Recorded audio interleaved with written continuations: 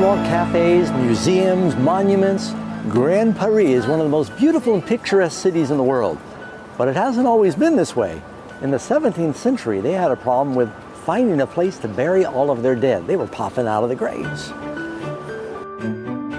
The cemeteries in Paris were spilling over. There were so many dead bodies were poking up out of the ground. During a heavy rain, the Cemetery of the Innocents, a wall collapsed, and all of these corpses were running down into the basements of people's homes. They realized they had to do something at that point. Looking for a solution to their crisis, they turned to the miles and miles of ancient chambers that had been dug under Paris when they were excavating limestone. Underneath the city of Paris are 200 miles of tunnels and catacombs that have turned into the largest cemetery in the world. I actually feel quite at home here. It reminds me of my old cave. All of this is about 60 feet underground, which means that the subway, the pipes, the metro, the sewer, it's all up above us. There are so many miles of caverns that they put a black line across the ceiling to guide the initial workers so they wouldn't get lost. One man did get lost, and he wasn't found until 11 years later. Once they approved moving the bodies into the catacombs, it took them 12 years to relocate the bones in the Parisian cemeteries. When they first began to use the catacombs to store the bones, the workers were just throwing them in haphazardly, but the bones kept sliding down and they were tripping over them. So they learned that there was a method of stacking them like cordwood, it's even artistic, to help keep the path clear and to keep the bones from spilling down into the walkway.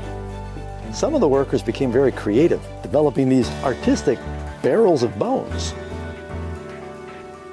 6 million Parisians are buried in this place, 200 miles of tunnels. It's now the largest cemetery in the world. Over the years, people have done some research to see if they could detect any paranormal activity here in these tombs. They've never come up with any evidence. The Bible's very clear that the living know they'll die, the dead don't know anything. Now, Jesus said the hour is coming in which God is going to bring all the bones back together and resurrect, but there'll be 2 different resurrections. He says all that are in the graves will hear his voice. They that have done good will come forth for the resurrection of life, but they that have done evil, the resurrection of damnation. In the book of Ezekiel, chapter 37, the Bible says God took the prophet and set him down in a valley, and the valley was full of bones, and it says they were very dry. Then God asked Ezekiel a question. He said, "Can these bones live again?" Ezekiel said, "Lord, you know." And the Lord told Ezekiel, "Prophesy unto the bones." And he obeyed. And as he prophesied and preached unto the bones, a great wind came through. The Spirit of God moved, and bone came together with bone until they rose up, and they were a great army. You might wonder sometimes, how can God raise me up if maybe a person is cremated or their bones all get separated? How can he put them back together again? You don't need to worry about it. The Bible says God is going to give you a new body.